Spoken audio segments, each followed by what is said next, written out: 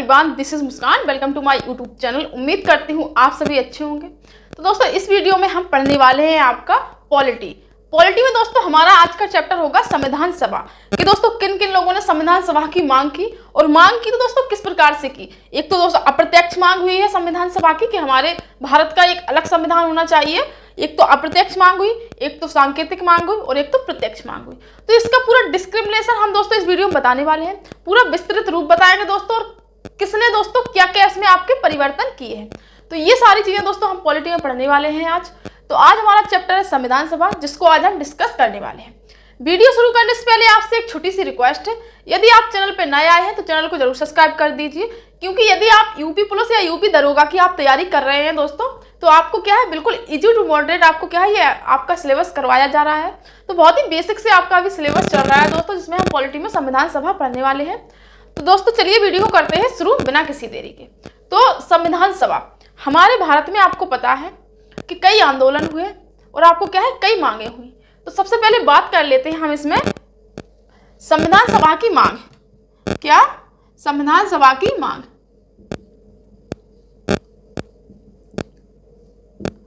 संविधान सभा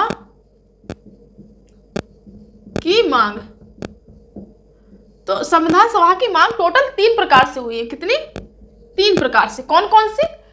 अप्रत्यक्ष मांग, सांकेतिक मांग और आपकी प्रत्यक्ष मांग। कौन कौन सी? अप्रत्यक्ष मांग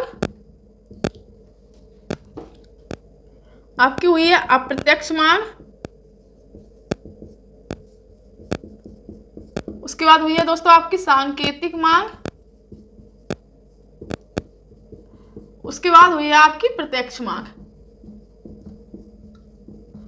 तो संविधान सभा की ये 3 मांगे हुई हैं कि हमारा संविधान होगा। कुछ लोग ऐसे थे जिन्होंने इनडायरेक्टली संविधान सभा की मांग की, कुछ लोग ऐसे थे जिन्होंने संकेत के तौर पर दोस्तों आपका क्या है संविधान सभा की मांग की, कुछ लोग ऐसे ही जिन्होंने डायरेक्ट संविधान सभा की मांग की। तो जिन लोगों ने क्या है अप्रत्यक्ष रूप से संविधान सभा की मांग की, वो लोग थे आपके 2 व्यक्ति हैं, बहुत ही रिस्पेक्टेड व्यक्ति हैं। फर्स्ट है आपके बाल गंगाधर तिलक, इन्हें लोकमान्य बाल गंगाधर तिलक भी कहते हैं। तो बाल गंगाधर तिलक, ठीक है। दूसरे हैं आपके द ओल्डेस्ट पर्सन दादा भाई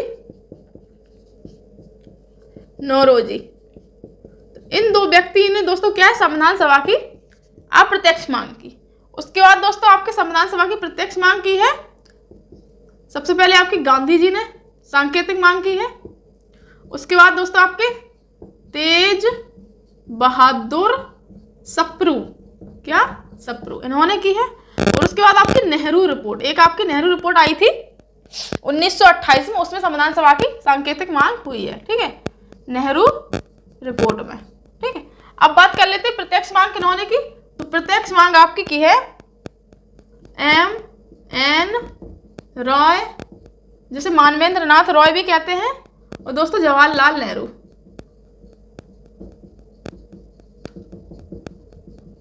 ठीक है। तो हमारे संविधान सभा में कुल 3 मांगे हुई हैं कि हमें अपना संविधान बनाना है, तो हमें अपना पूर्ण रूप से स्वराज बनाना है। तो इस प्रकार पे यहाँ संविधान सभा में 3 मांगे हुई, प्रत्यक्ष मांग, सांकेतिक मांग और आपका अप्रत्यक्ष, सांकेतिक और प्रत्यक्ष। ये एग्जाम में क्वेश्चन आते हैं, इसलिए मैं इस पर इतना जोर दे रही हूँ। आएगा आपको बताइए कि लोकमान्य बाल गंगाधर तिलक ने कौन सी मांग की थी, प्रत्यक्ष, अप्रत्यक्ष, सांकेतिक या फिर इनमें से कोई नहीं। तो आपको क्या टिक करना होगा। या फिर आ जाएगा बताइए कि सांकेतिक मांग किसने की थी, आ जाएगा दादा भाई नौरोजी, लाल बहादुर शास्त्री, M.N. रॉय, तेज बहादुर सप्रू। तो आपको क्या इस प्रकार से दोस्तों क्वेश्चन इसमें बनते हैं। अब बात कर लेते हैं दोस्तों जो आपकी अप्रत्यक्ष मांग हुई है। क्या? अप्रत्यक्ष मांग हुई है संविधान सभा की, जो अप्रत्यक्ष मांग हुई उसके बारे में बात कर लेते हैं।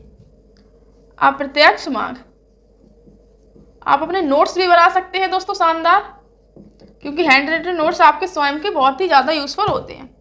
सबसे पहले बात कर लेते हैं लोकमान्य बाल गंगाधर तिलक की। लोकमान्य बाल गंगाधर तिलक,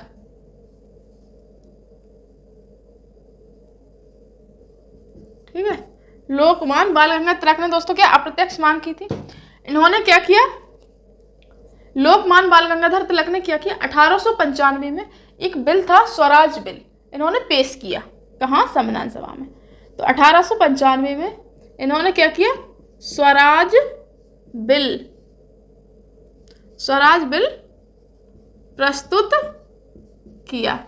ठीक है, जो आपका स्वराज बिल था ये दोस्तों एक कानूनी क्या था, कानूनी दस्तावेज था। ये स्वराज बिल था, ये कानूनी दस्तावेज था। ठीक है, उसके बाद दोस्तों इसकी जो भाषा थी वो भी क्या थी, कानूनी। तो जो भाषा थी वो भी कैसी थी दोस्तों, कानूनी। इसमें कुल लेख थे आपके 10, कुल लेख थे कितने, कुल 110 इसमें लेख थे। तो दोस्तों आपकी जो अप्रत्यक्ष मांग हुई सबसे पहले बाल गंगाधर तिलक ने की।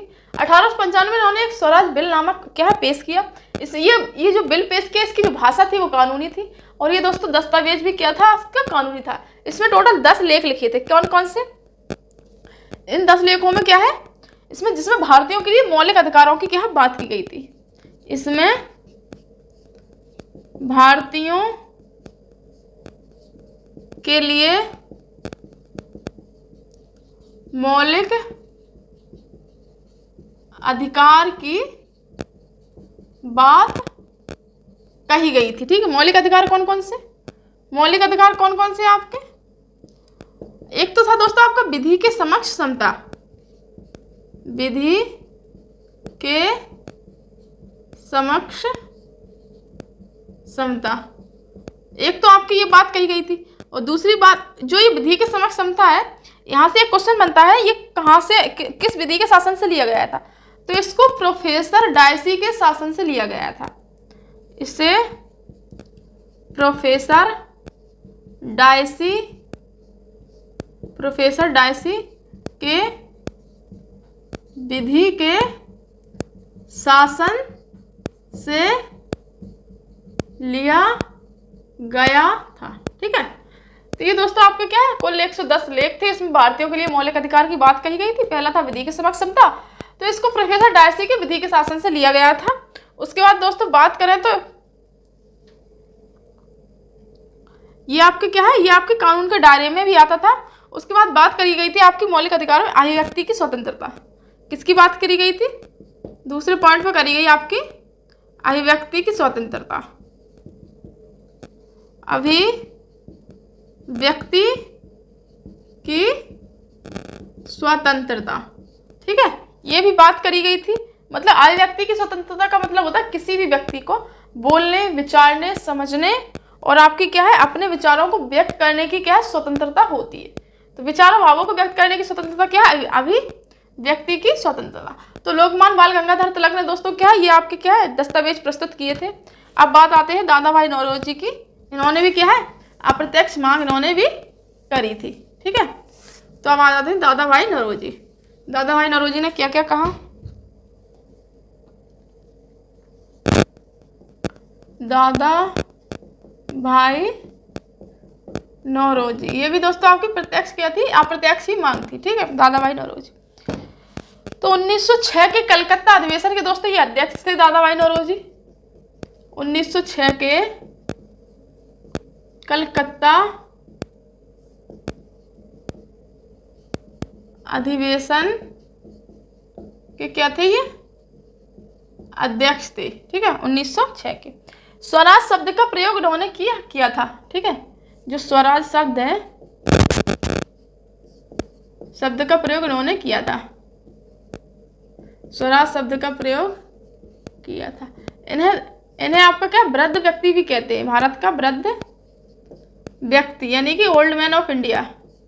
क्या, ओल्ड मैन ऑफ इंडिया भी इन्हें कहते हैं। ठीक है, अब बात कर लेते दोस्तों, ये पहले कांग्रेसी नेता थे, ये कांग्रेस के नेता थे। तो ये पहले कांग्रेसी नेता थे जिन्होंने 3 अधिवेशन की क्या है, अध्यक्षता की। 3 अधिवेशन की अध्यक्षता की। और दोस्तों ये पहले व्यक्ति थे जो ब्रिटिश संसद के सदस्य थे। ये ब्रिटिश ब्रिटिश संसद के सदस्य थे। ठीक है, तो ये दोस्तों जो अप्रत्यक्ष मांगे हैं ये हो चुकी हैं आपकी। अब बात कर लेते हैं आपके प्रत्यक्ष मांगों की और आपके क्या सांकेतिक मांगों की। सबसे पहले बात कर लेते हैं आपके सांकेतिक मांग की कि सांकेतिक मांग में आपकी क्या क्या हुआ है। ठीक है, तो सांकेतिक मांग में गांधी जी ने क्या क्या कहा है। अब आता है दूसरे नंबर पे सांकेतिक मांग। सांकेतिक मांग में आता है आपके सबसे पहले महात्मा गांधी।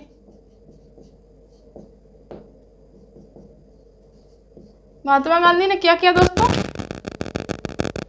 इन्होंने कहा 1922 में इन्होंने कहा स्वराज भारतीयों की इच्छा की अभिव्यक्ति है, ना कि ब्रिटिश सरकार का कोई उपहार। ठीक है, ब्रिटिश संसद का इन्होंने 1922 में कहा। जब सांकेतिक मांग महात्मा गांधी ने 1922 में मांगी तो इन्होंने कहा कि स्वराज भारतीयों की अभिव्यक्ति की स्वतंत्रता है, ना कि ब्रिटिश संसद का उपहार। इन्होंने कहा महात्मा गांधी ने 1922 में कि जो स्वराज है हमारा ये भारतीयों की अभिव्यक्ति है, भारतीयों का क्या है, इच्छा है, भारतीयों की जागीर है, ना कि क्या है ब्रिटिश संसद का कोई उपहार। कोई उपहार नहीं है, भारतीयों का ही है स्वराज। ठीक है, अब बात करते हैं तेज बहादुर सप्रू की। तेज बहादुर सप्रू ने क्या कहा।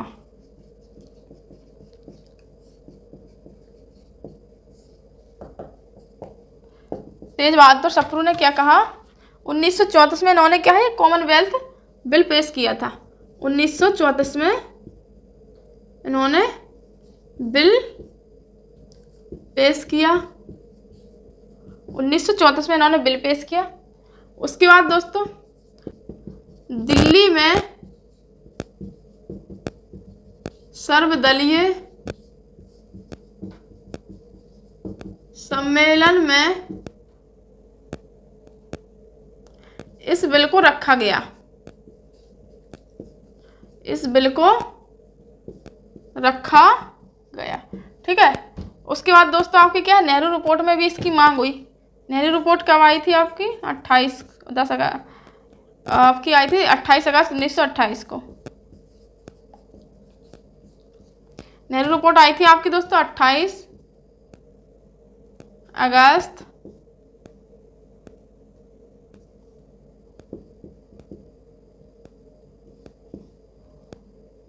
1928 को। तो नेहरू रिपोर्ट 28 अगस्त 1928 को आ गई थी दोस्तों। इसकी जो नेहरू रिपोर्ट में अध्यक्षता की थी वो की थी आपकी जवाहरलाल नेहरू ने। अध्यक्षता किसने की, जवाहरलाल नेहरू। ठीक है, और दोस्तों इस रिपोर्ट से ही संविधान का प्रारूप रेखा कहते हैं। इससे संविधान का प्रारूप रेखा कहते हैं। ठीक है दोस्तों, आपका क्या है, आपकी जो सांकेतिक मांग थी ये आपकी महात्मा गांधी ने 1922 में कहा था कि स्वराज भारतीयों की अभिव्यक्ति की क्या है, स्वतंत्रता है, न कि ब्रिटिश संसद का उपहार। उसके बाद तेज बहादुर सप्रू ने कहा 1934 में इन्होंने एक बिल पेश किया। इस बिल को 1925 में दिल्ली में सर्वदलीय सम्मेलन में इस बिल को गांधी जी ने रखा था। किसने, गांधी जी ने इस बिल को रखा था। नेहरू रिपोर्ट में 28 अगस्त 1928 को नेहरू रिपोर्ट आई थी। इसके अध्यक्ष जवाहरलाल नेहरू थे। इसे संविधान की रूपरेखा कहते हैं नेहरू रिपोर्ट को। ठीक है, अब बात कर लेते हैं इसमें कुछ प्रत्यक्ष मांगे भी हुई हैं, उनके बारे में इसमें क्या है बात कर लेते हैं। क्या क्या इसमें प्रत्यक्ष मांगे हुई हैं।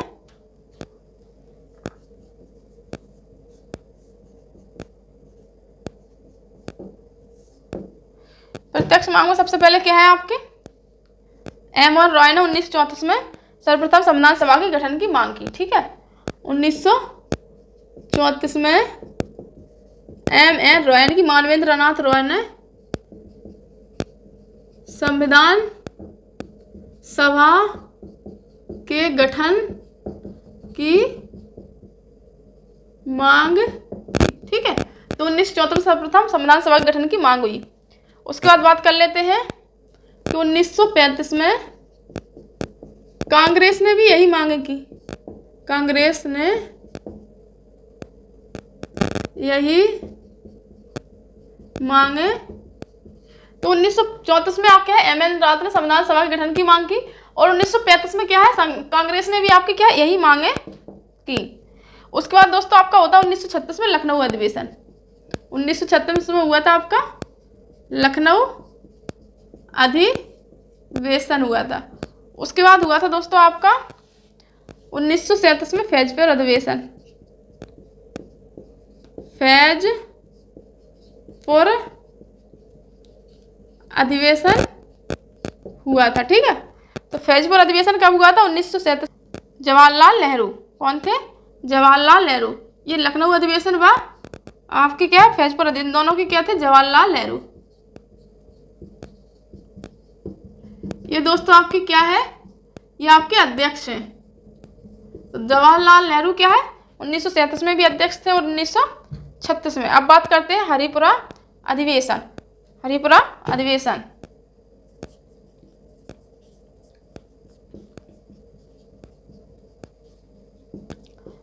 हरिपुरा अधिवेशन हुआ था आपका दोस्तों 1928 में, ठीक है। 1928 में हरिपुरा अधिवेशन हुआ। अध्यक्ष कौन थे? सुभाष चंद्र बोस। अध्यक्ष कौन थे इसके? सुभाष चंद्र बोस अध्यक्ष थे आपके सुभाष चंद्र बोस।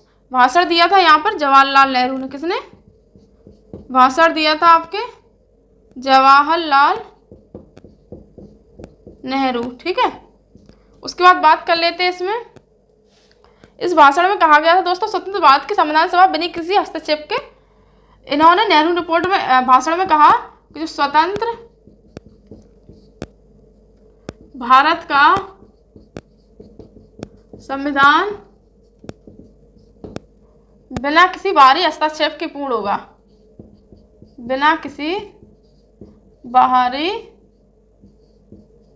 हस्तक्षेप के पूर्ण होगा, ठीक है। तो ये थे आपके क्या अप्रत्यक्ष, प्रत्यक्ष व सांकेतिक मांग। दोस्तों इस वीडियो में मैंने सारी आपको क्या अप्रत्यक्ष मांग, सांकेतिक मांग और प्रत्यक्ष मांग समझा दी है। यदि आपको वीडियो अच्छी लगी तो वीडियो को लाइक करें, चैनल को भी सब्सक्राइब करिए। चलिए मिलते हैं संविधान के नेक्स्ट वीडियो के साथ, तब तक के लिए अपना ध्यान रखें। जय हिंद, जय भारत।